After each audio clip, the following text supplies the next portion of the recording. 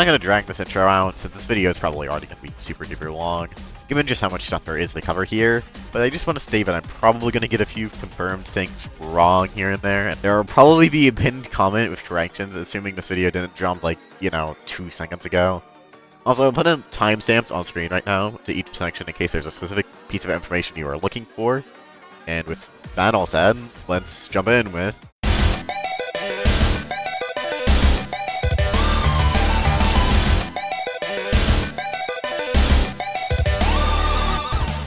Rocketeer is probably the least or second least complicated character in all of Terra Realm to understand, but that doesn't mean he is basic. Far from it, in fact, I'd say. He still has a lot more depth to him than a vast majority of the asymmetrical survivors, so let's get into that, shall we? Character-specific debuff. The anomalies of the deafen debuff will have their screens blurred and audio muffled. It also might give the killer's location to all survivors, however this is unclear and it might have just been moved to trim lines exclusively rather than the debuff giving it. Rocket Launcher. After a roughly 1 second windup, Rocketeer is slowed greatly while he equips his rocket launcher. In the state, you can aim and then launch a rocket using left click. When fired, it will explode upon collision with any anomaly or wall with a 30 stun AoE radius, and if it hits an anomaly, it will stun them for 5 seconds, on top of giving deafen 1 for 4 seconds. It also seemingly grants the Rocketeer with a speed boost with a duration of seemingly 3 seconds. It's incredibly hard to tell the exact duration, though.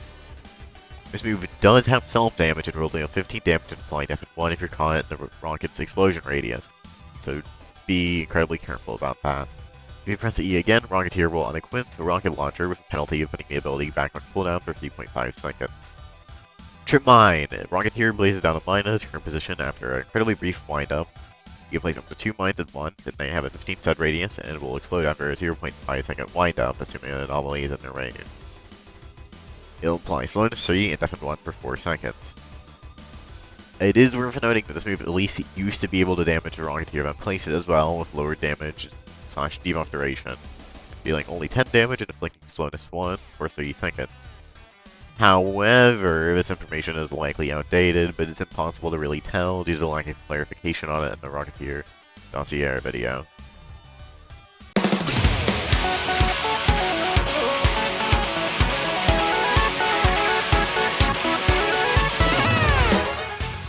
I really gotta give Terra Realm props for making even the most basic archetypes somehow have a lot of depth to them. You wouldn't expect the guy that's skimming that, oh, he runs and punches the killer to have a lot of depth to him, but hey, here we are. First up, he has a passive, Adrenaline. The lower middle part of your screen will have a bar which will fill up by 2% per second if you're within 30 stuns of the killer, and will drain by 2% if you're out of stun radius. The main use of this bar is to drastically improve the other moves in Hwando's kit. Let's talk about those, shall we? Punch. Notice, this move is locked behind needing 50 Adrenaline before it will even do anything, otherwise it will be locked off. After a 0.7 second windup, Hwando will punch directly forward. How long it stuns the killer is seemingly based on how much Adrenaline you consume to use the move. 70 Adrenaline seems to give a stun for about 3 seconds, so if I had to take a guess, 100 is probably 4. It could be 5 though, and it could be scaling based on 25 for an extra second of stun. And 70 is just barely below the threshold to get another second, but we'll know when the game releases, I think. This move also has a 0.4 second end lag, so make sure you don't miss like a certain friend of mine in every single asymmetrical game I play. You know who you are. Adrenaline Rush. Hwando starts an incredibly fast sprint for a variable amount of time based on the adrenaline you have, allowing him to get genuinely insane distance. Once you run out of adrenaline or get hit, you'll be locked into a brief end lag, followed by slowness 2 for 5 seconds. However, during said sprint, you have the ability to grab survivors, which while not only being incredibly helpful for getting somebody out of an incredibly dangerous chase, if done, it will remove a slowness 2 penalty upon the move's end. You still do have the end lag. Also, it launches the person you grab and ragdolls them, and I think that's really funny, but can technically get them killed if you're not careful with where you launch them. Media offline? Like, what do you mean media offline? Why isn't there a clip here? Hang on, let me go check the video script real quick. Give me a second. Hwando, Rocketeer, no, Bloom, no, oh, the community, here we go. Oh right.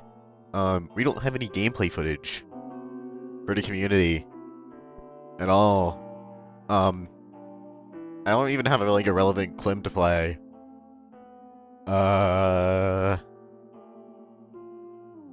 I guess we can just go on to it without a cool transition. That's okay. It's not like I wanted to have one for each and every character anyway. You know, this might genuinely be one of the funniest ASIM survivors to ever be made. Especially as someone who plays support the majority of the time, having the option to say, I genuinely hate all of you, and spawn to a character that actively benefits from your team's mistakes sounds awesome to play. Passive. Ratings, baby! The community has a rating meter on its UI that will behave more or less like a scoring system, with being in chase without taking damage, landing abilities, collecting items, being near a survivor when they take damage or die, completing a task, or using items, increasing your ratings with being hit, missing abilities, being near the killer when somebody stuns them, or being out of chase for prolonged periods, lowering your rating. Having higher ratings will increase your cooldowns of your abilities and give you higher max health. But if you have lower ratings, your max health will be lowered and you'll regenerate stamina slower. Assisting alert. Community pulls out a megaphone and starts speaking into it. It will start producing sound waves, which if you can continuously hit the killer with them, will start giving them slowness 1 after 2 seconds and an upgrade to slowness 2 and persists for 2 seconds after no longer being hit, after 4 seconds of continuously hitting them. It will also knock back the anomaly under seemingly unknown circumstances, presumably them being too close, or just an effect that procs when the abilities wind up at. This also reveals the location of the killer to all survivors while they're being actively hit by the sound wave. The move usually lasts for 8 seconds, but it will end early if you press Q again to manually cancel it. Taunting Tormentor. Community will taunt 3 times in quick succession, giving any survivors in a 50-stud radius speed 1 for 2 seconds. If Anomalies caught in said radius, they are given slowness 3 for 1 second per hit. If Community lands all 3 taunts on an anomaly, they will start an incredibly fast sprint for 7 seconds. The move will be cancelled seemingly instantly if you hit a wall, but you will have a 3-second end lag if you just let it run its course.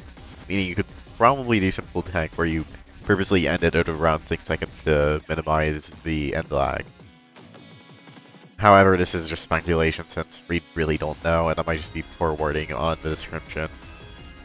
Cutaway. The community pulls out a cardboard cutout of himself and places it directly in front of himself. If the killer runs through it or uses a move on it, the cardboard cutout will get destroyed, but they will get slowness 1 and holds for 2 seconds. The community is not able to get highlighted during this move despite it being rather niche due to the short windup.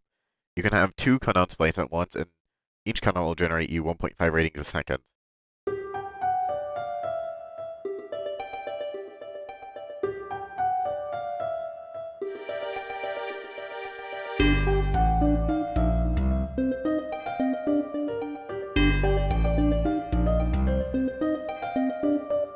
I feel like this is a section out of all survivors and killers I'm most likely to get a lot of information wrong. While we do have the YouTube stream for information, some things are still just very hard to understand, but I'll try my best here. Just know that a lot of Bloom's functionality will probably go under the radar here, in addition to the fact that a lot of things have clearly been adjusted since when that YouTube stream took place. Living Touch. Bloom, after an incredibly short windup, will have a cone-shaped hitbox appear in front of them, which if any survivor is standing in, they will heal 15 health. This move also has incredibly interesting functionality where it has its cooldown drastically lowered for the next few activations, where it'll only have seemingly a 2-second cooldown for the next 2 uses, allowing you to kind of chain it. After these, however, it will go back on a 30-second, presumably, cooldown. We don't know the exact time. Ivy Whip. Bloom will spin her staff, and then after a roughly 1.5 to 2 second windup, exact is kind of hard to tell, Bloom will slow killers in a medium-sized range by an unknown amount for an unknown duration. Verdant Veil. Bloom will raise her staff, then drop it to the ground with seemingly about a 2-ish second windup, which will spawn a green sphere that heals all survivors in it 1 health per second. The sphere can seemingly be broken by killers, which will punish you with a seemingly double length cooldown. However, we have no way to really tell how long exactly the punishment will be versus the manual detonation. You can alternatively destroy the orb, as mentioned previously, by pressing the keybind again. This will put the move on cooldown for only 22 seconds instead of seemingly 44 or maybe even more if the killer destroys it. Also, this move seems to have different modes, but unfortunately we don't have any explanation of what those different modes could possibly be because the YouTube stream doesn't elaborate on this, and I don't want to get into super heavy speculation here. That'll just make this video even longer than it inevitably already will be. Okay, so we know basically nothing about the blanks outside of their individual gameplay styles and the main gimmick. However, if the guide tape thing for these guys drops relatively soon after this video, you can always refer to that, which I'll probably link in the description once it releases. Also, right, I should probably go over that main gimmick, which is Passive Wildcard. That's not the official name, but I thought that'd just be a cool name considering... Yeah. Every round you play as blank, you'll randomly swap between the 3 different movesets, with Green being Observer, who is generally support-focused, presumably by giving either the killer's location or other such intel to survivors, maybe with healing too based on certain teasers. Yellow being the Courier, who will be able to ferry items to other survivors and specializes in a more survivalist playstyle. And finally, Pink being the Distractor, who will be more Sentinel-based, and presumably able to punch the killer based on the charity stream's information. Okay, so this section's gonna be super brief since Infidere, I don't know how to pronounce his name. I think it's accidentally leaked like a non-insignificant amount of info regarding Mary. And since I don't want to spread leaks, since first of all, that's lame, and second of all, I think I would get publicly hung if I did that. I can only really tell you the following since it's public knowledge. I was going to speculate about things, but it's harder to speculate about things while pretending I don't have extra information, you know? So, I can tell you that Mary has a dash that does 35 damage and knocks back and ragdolls survivors, since that's already public information. And I can already explain their passive, since that's also been explained to the public.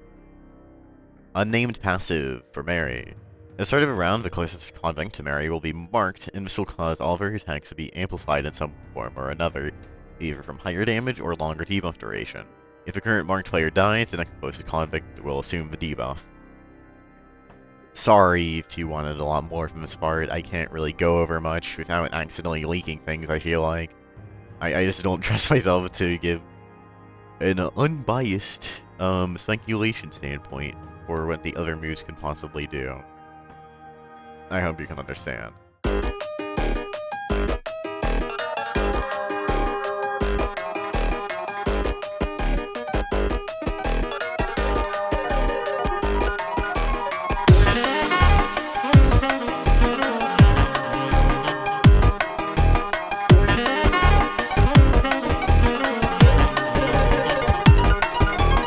Yeah, another version of what you think a basic Rage Mode-based moveset would be, instead being entirely competent on its own, and Rage Mode acting more as an alternative rather than a direct upgrade, which I find incredibly interesting.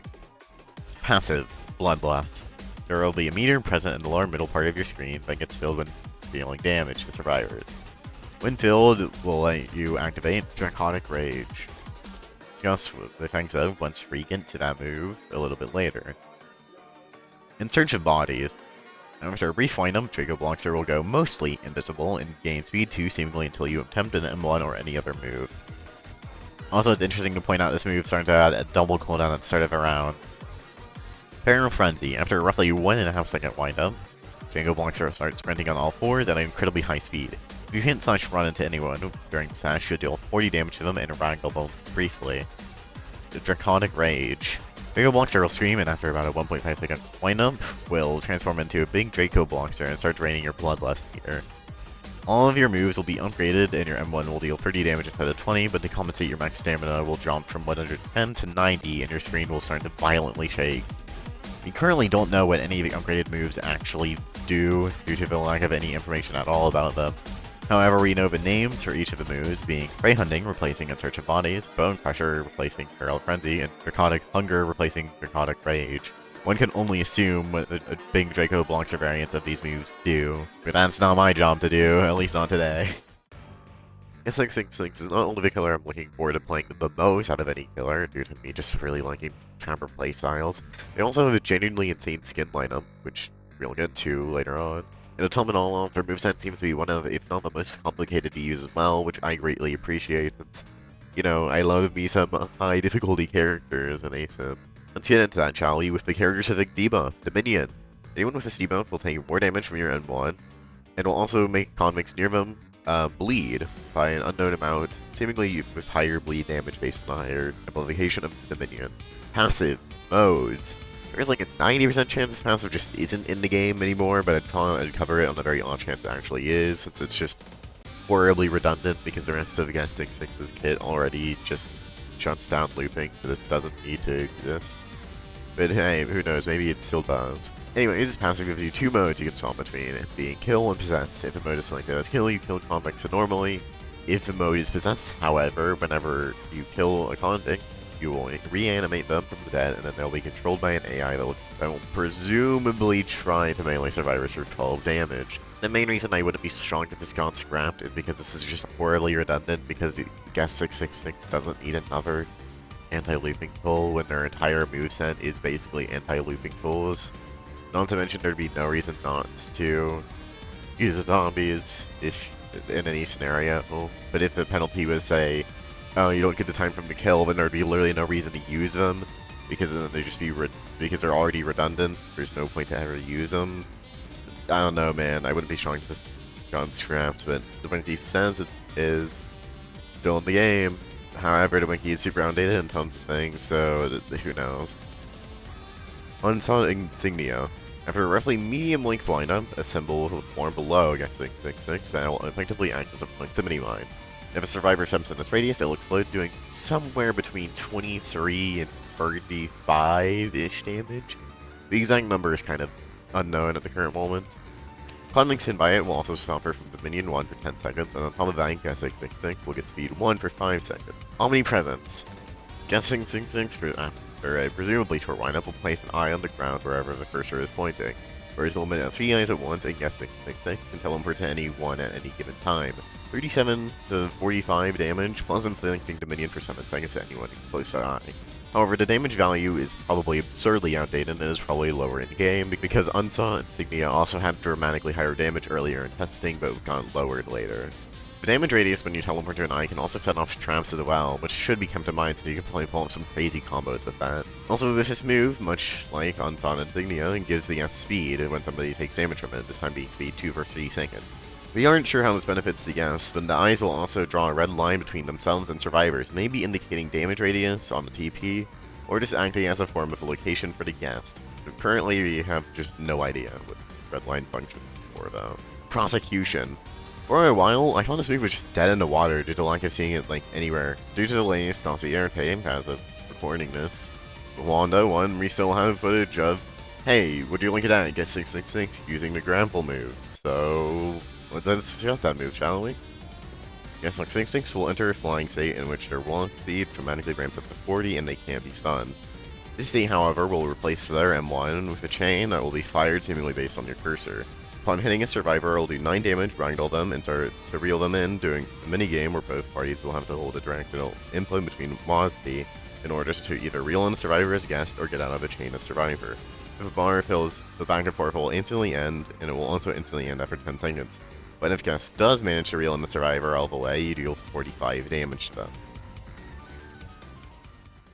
Okay, that is by far none the most taxing but important parts of this video done. We can move on to some of the more miscellaneous things, and while nowhere near as important to the game, are still things that are nice to know going into the game's launch. Starting with skins. Before we get into all the skins coming to the game's launch, I should clarify I'm just going to ignore skins that aren't incredibly likely to be on the game's launch to save time, since you can already look at this video's runtime. I know you don't got all day, so I'm just going to go over to somewhat important ones here. Starting a look into this game's skin roster is Rocketeer, who honestly has some of the strongest survivor skins in my opinion. With classic Rocketeer. What do you expect me to say about this one? Blueketeer. Why are you blue? Bomb.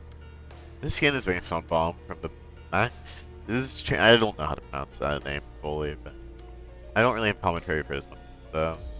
I just didn't really like it, though. Pretty neat and, well, good design. Soldier, making the killing feel the power of American boot. With this skin based on Soldier from Team Fortress 2. I personally really like TF2, even though I don't have most hours on it, like 300. And like seeing it getting reference skins in Roblox ASIMs, considering how many Roblox animations back in the mid-2010s were just TF2 SFMs remade in Roblox. Grenadier. This skin is part of a pack known as Fright Zone, which is basically an AU of Terror Realm.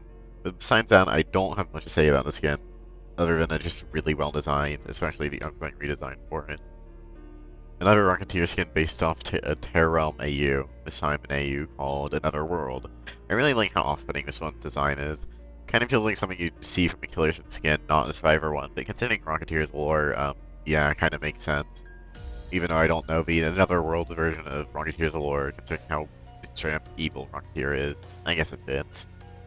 On to Hwando, probably the character with my least favorite skins, not because they're particularly bad, but because most other characters have genuinely amazing skins and his feel a bit underwhelming comparison. Prisoner, puts Hwando in a prison jumpsuit, that's really all I can say about this one. Boxer, puts Hwando in a generic boxing outfit, again, nothing for me to really say here, it just kind of like explains itself. Dummy, I really like this one. It turns Hwando into Dummy from a Roblox video online social hangout. This will probably be the skin I'm using because I just really like its design. Hwando, a skin that turns Hwando into a cat. Could be referencing something, but it's hard to say. Seemingly a skin that mostly furries will use, which is fine. I'm just not the intended demographic with this one. Even though we haven't seen any of their in-game designs, a lot of the community skins are really cool. And also since I'm going to be using concept art for skins for the ones that aren't in-game, I'll directly display credits for a skin below the image of it because I think crediting artists is cool, actually.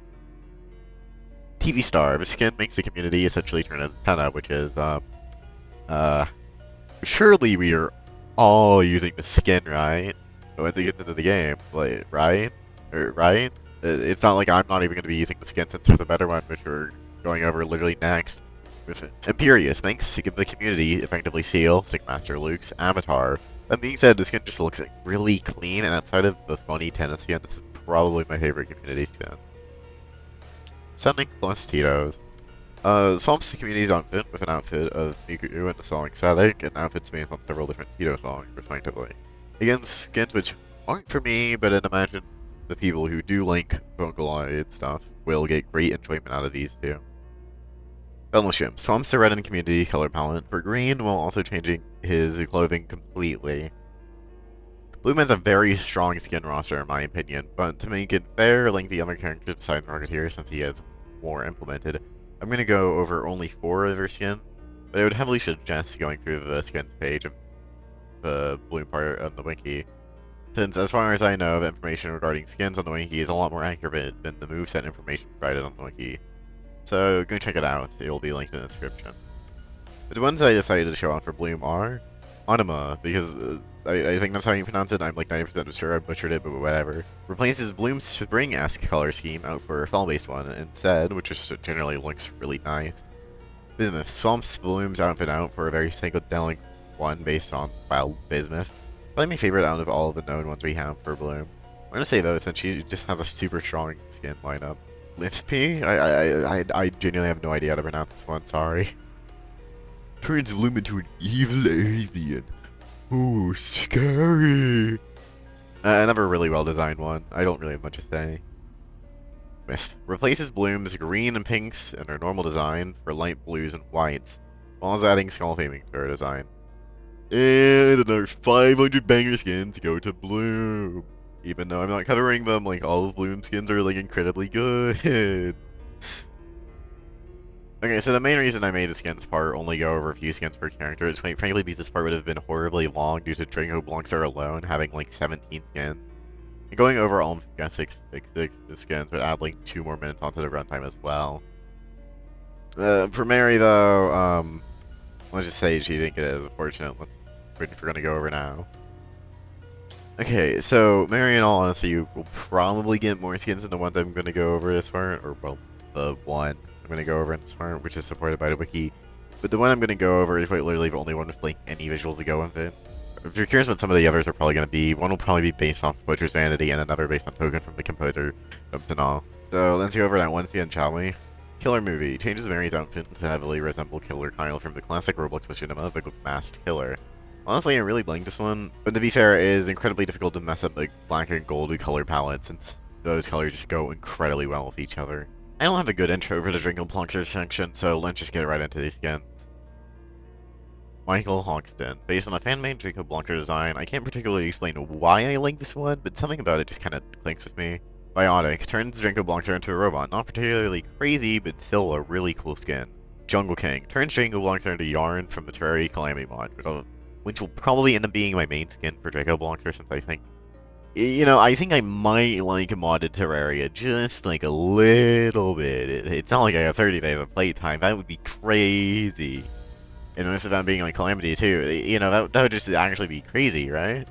Dynahammer. This might be the single most stupid skin in all of Terra Realm, but I kind of love it. Like, I can't take this skin seriously at all, but I think that's what makes it so good. Like, I heavily doubt we'll see this one for kind of a long time after launch, but like, when we do, I'm definitely running this one, probably just as much as Jungle King, because like, pretty big hammer. Onto get 666, which I'm just gonna be blunt, has probably the strongest skin lineup out of any character in Terraria Realm, despite not having as many skins as, say, Bloom or Drakobloxxer. Each of Guest 666's skins are just heavy hitters. Also, since Guest 666 skins have their themes revealed for the most part, I will be playing the respective Layer 4/Chase theme, or the teasers for each of their themes. Classic. While this one isn't particularly groundbreaking, it still looks pretty nice, and also is a pretty good chase theme that I will play now.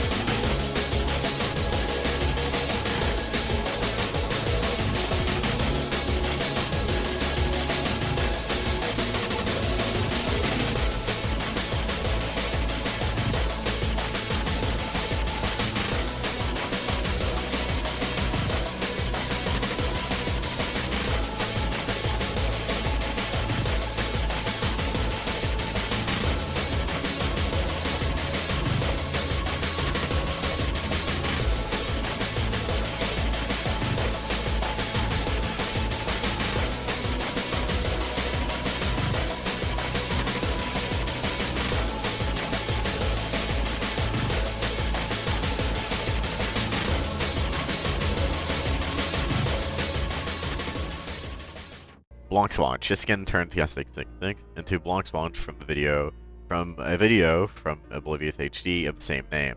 The skin's theme is composed by Aimcrack, so it's going to be a very interesting listen. I'll play the teaser we have for it, which seems to be either Layer 1 and 2 or 2 and 3 of the chase theme. Hard to say.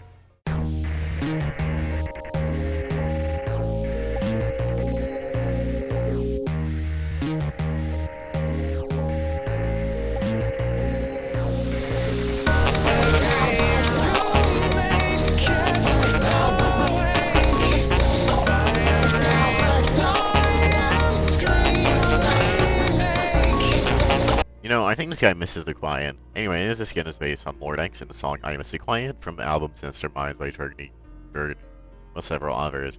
Except the blue in his outfit is replaced by red, and the Roblox R is added onto their hat.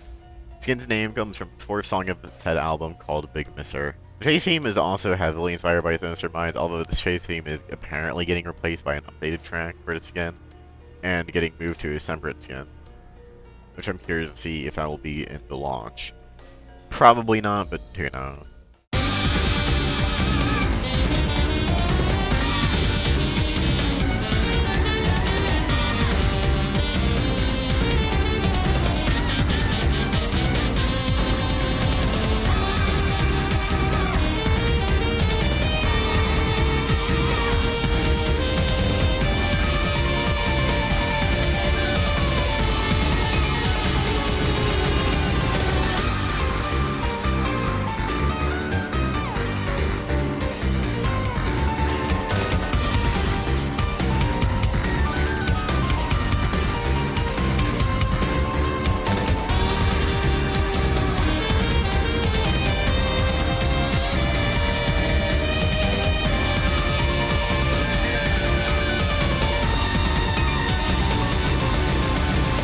Umbrella Man. This skin turns Guest 666 into the Umbrella Man from Anomaly's Project Skybox series Interloper.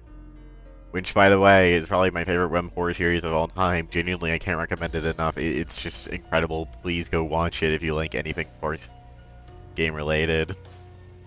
This skin might also end up having a slightly more unique omnipresence visual, since the only real eye imagery that is an interloper is ravenchank.exe from Interloper 7. And that design is dramatically different from the other eyes, which gets 666. I don't know, it's omnipresence usually.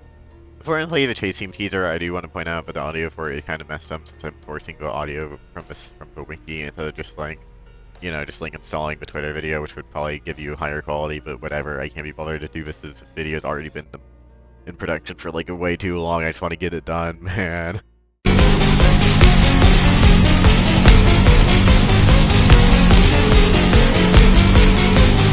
With that, we're done with a good amount of skins coming to Terra Realm. There are dramatically more, especially for characters like Bloom and Drakobloxxer.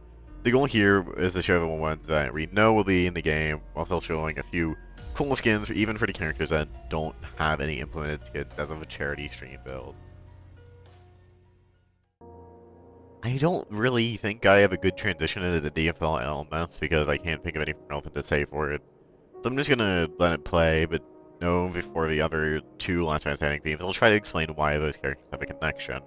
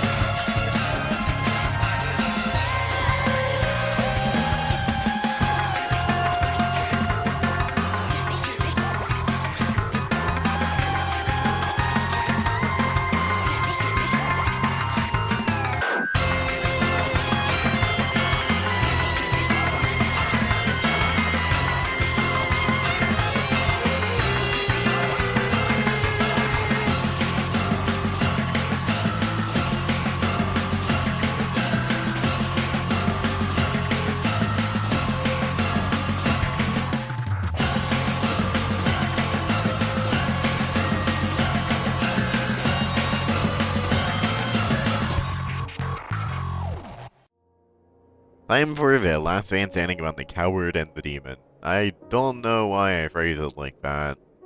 That's like super different tonally to like everything else in the video. But whatever, the point still stands. Anyways, the next last man standing up is Hwando versus Guest 666, if you couldn't tell by the big description. The main reason for this connection is because Hwando was originally just another Roblox avatar before Guest 666 took interest in him while he was playing an obby, which Guest 666 was seemingly sealed in, and severed the connection between him and their player by seemingly unknown means. I don't think we have much more context to it than that, and also the fact that Guest 666 nicknamed Hwando a coward, so I'd imagine there is some more depth there, we just don't know. But regardless, I'm just gonna let the song play out now.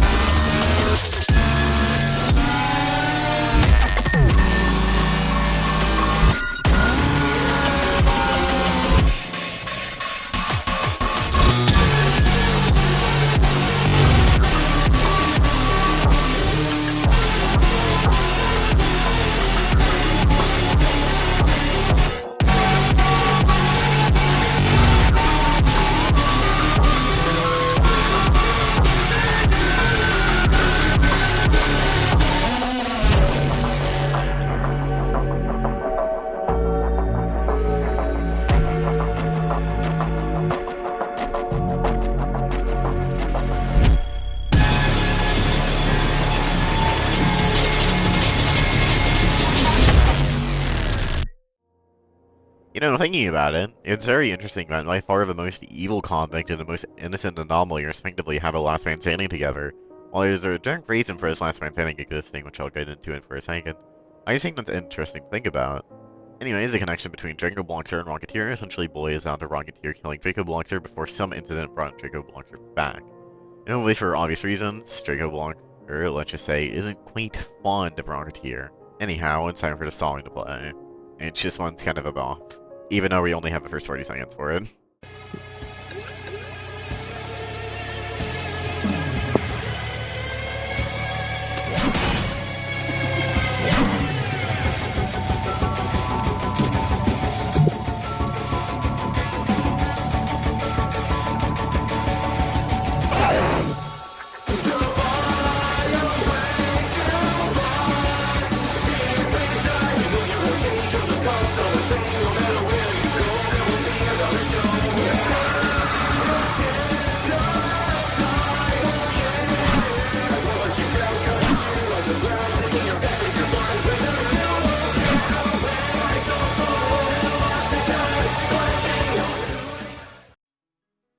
I just want to say, before we start this penultimate section, if you've been enjoying this, please do subscribe.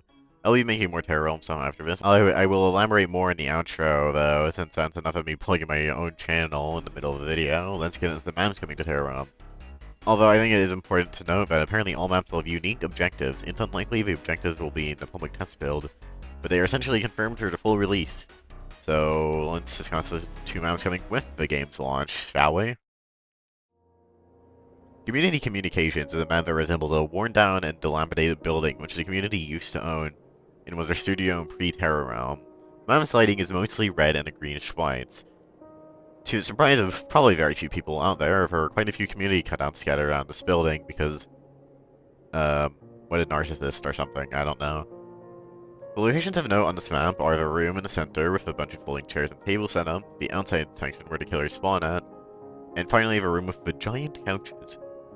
The map's ambience, which you can hear now, was composed by Night Shroud, and I really like this track, so I'll just let the rest of it play out before moving on to the next map.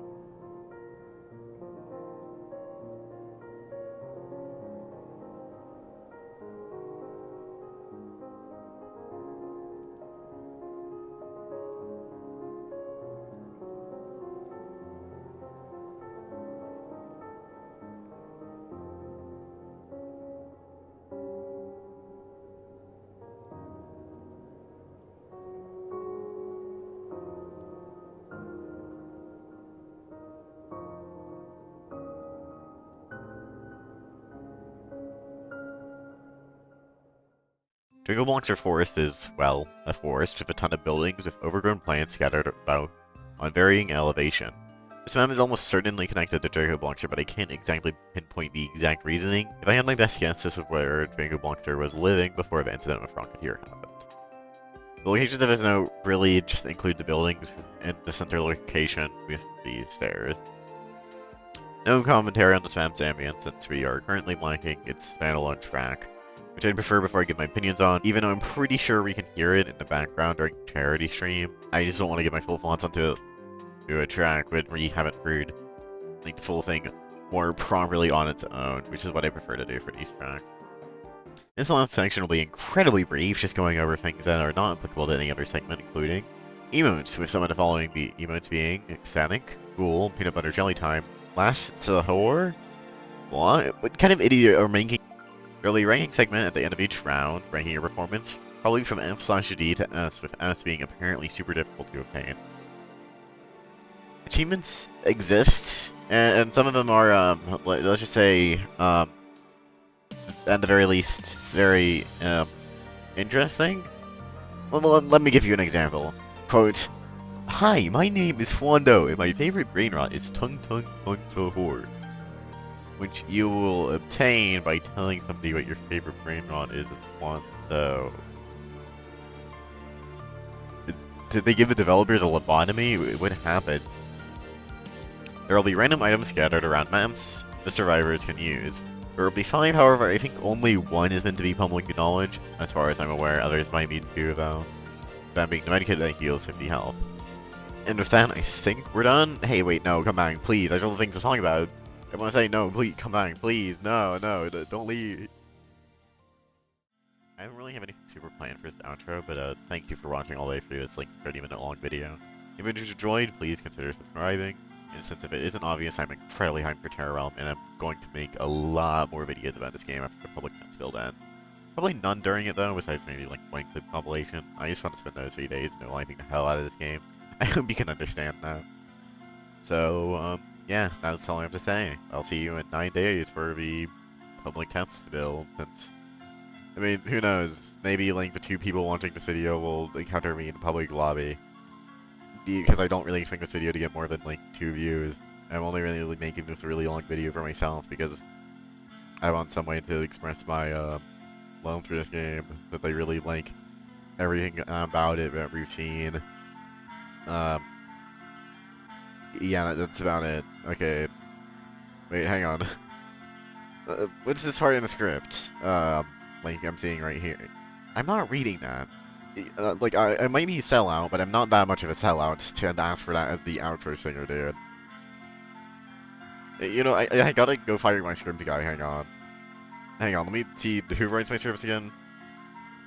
Oh, right, yeah, right, that's me. I'm just gonna pretend like that didn't happen. You didn't see anything. Okay, like, go to the funny clip, go to the funny outro clip that plays at the end of every single video I make. Just go to the outro clip, just go to the outro clip. Hi. I'm going to make very poor financial decisions and Beestorm. Hi guys, I'm the poor financial decision in Beestorm Simulator. I'm gonna like buy this thing. I'm gonna buy this thing right here. Ignore This the thing. log cat. I'm gonna buy this thing. It costs 1 turbine, 35 Whoa. wax, 150 hard wax, 750 red extracts, 75 magic beans, 750 billion honey, reusable with a base growth time of 12 hours, stores around 10 billion pollen, grants red extract and enzyme, grows 50% faster in fields with red flowers. Red bees are 50% more likely to sip nectar from this, but blue bees are 50% less likely. Grants 50% bonus red pollen on harvest, grants 40% more invigorating and motivating nectar.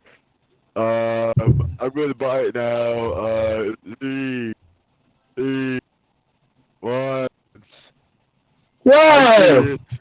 I feel more strong! I got this planter right here. Can I have it?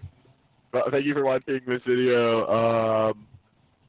Yeah, hang on. Let me go plant it in. Let me go plant Blueberry it field. here. Blueberry field. Right here. Put in blueberry field.